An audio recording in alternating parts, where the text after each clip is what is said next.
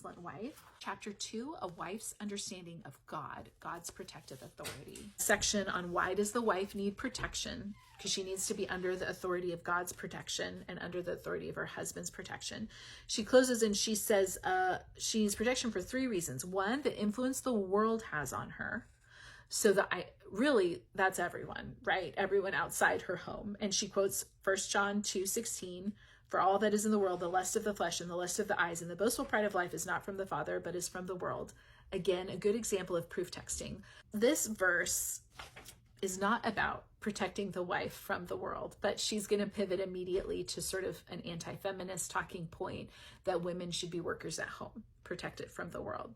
Secondly, she says the devil. She quotes Ephesians 6, 10 through 11 and 13 about putting on the armor of God, and claims that Satan is against everything God establishes, so he's trying to undermine your home and life.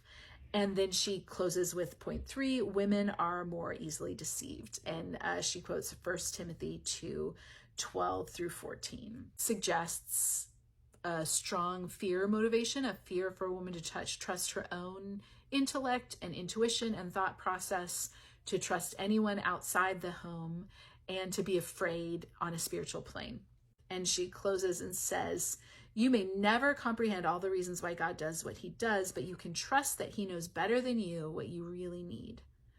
Keep in mind that you will never be what God wants you to be until you place yourself under God's plan by coming under the authority of your husband. And I'm reading these claims directly because I need you to hear that there's no disclaimers. There's no mitigating this. It's saying you will never be the wife God wants you to be.